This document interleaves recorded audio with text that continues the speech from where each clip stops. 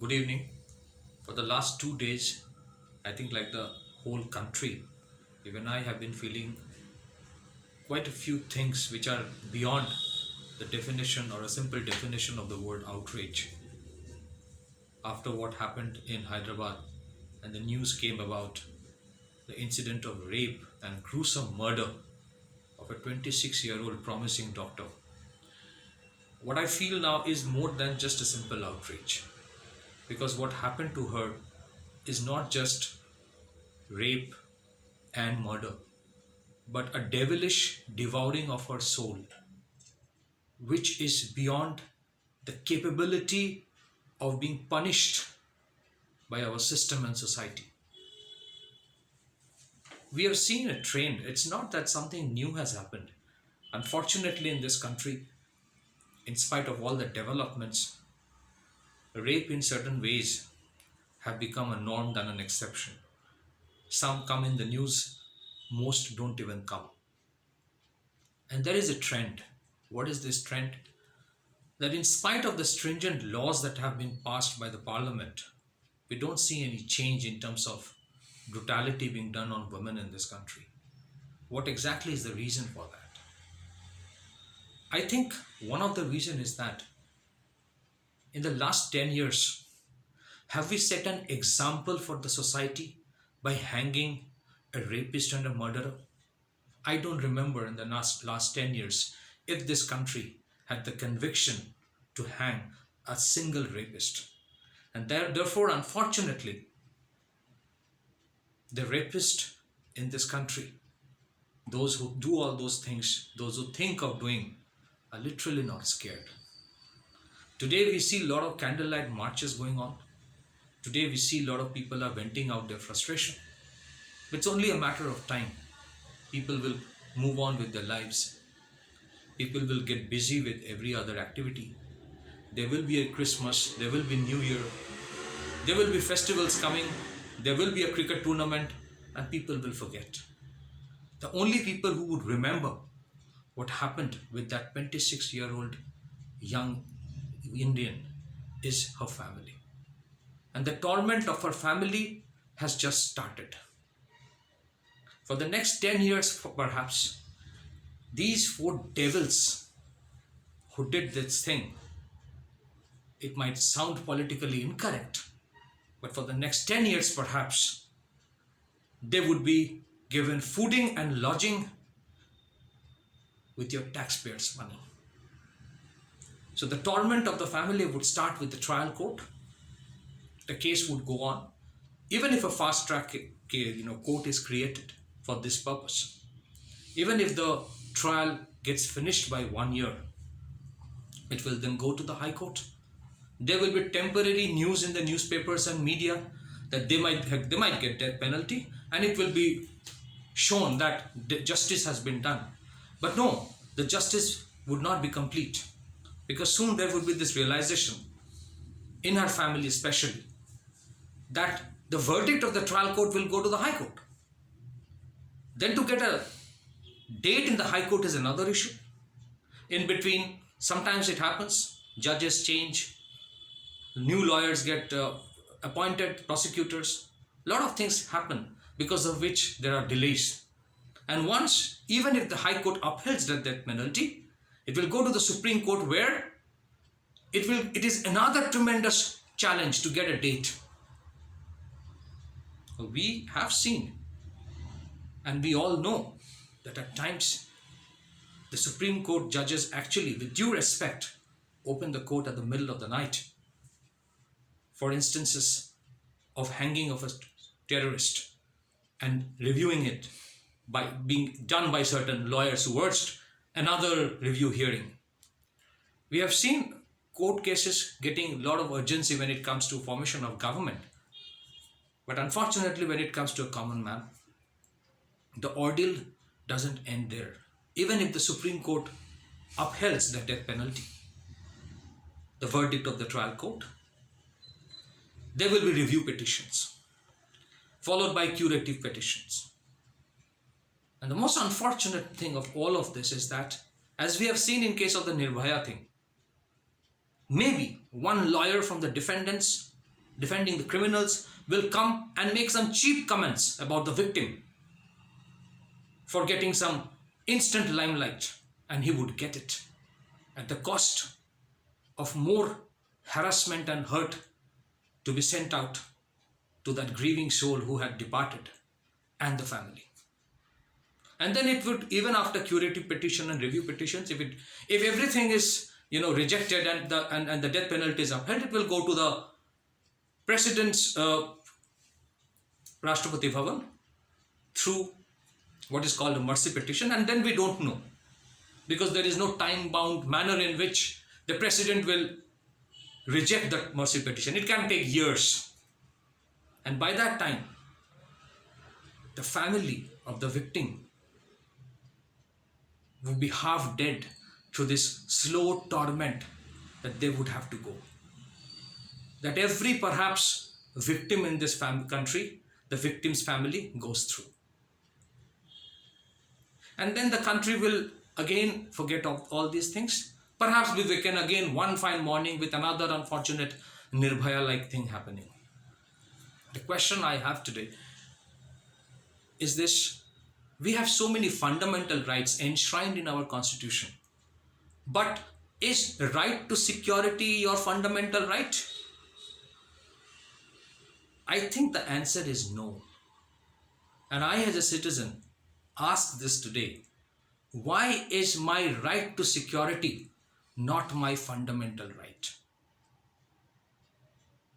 And I want to ask that those who are responsible for taking care of ordinary citizens of India, the lawmakers, the judicial system, the bureaucracy, the police, all of them have the right to have security, armed security, and they all have armed security.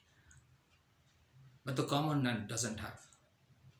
Even if you have a knife, and which is more than 6 inch of the length, is more than 6 inch the blade length of the blade, there can be cases against you.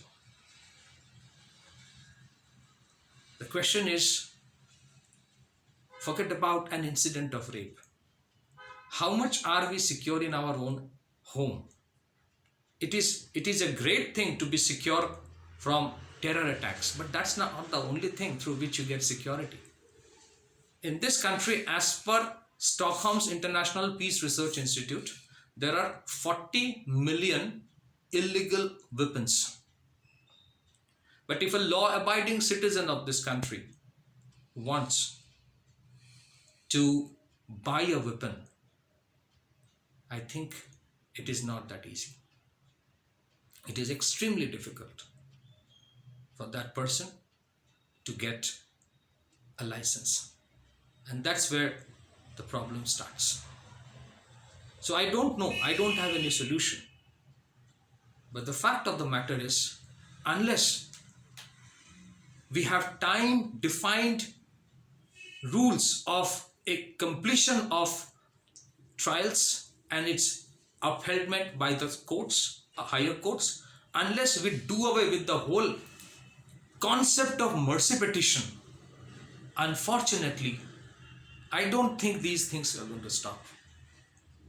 Because we don't set examples for the criminals to get scared. On the contrary, you never know. There has been incidents in the past. There has been so much delay with the trial, and then the mercy petitions or other petitions made sure that the death sentence get commuted to a life imprisonment, and that brutal murderer, just because that person has already spent 14-15 years in jail, at times it has happened that they've got released.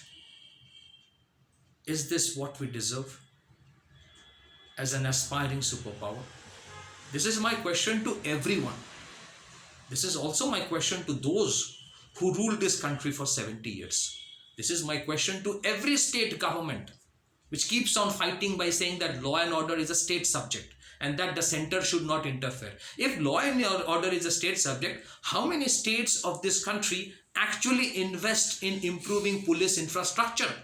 And how much of that police force is actually deployed for the security of the common man and not for the politician and the kith and kin of the politicians?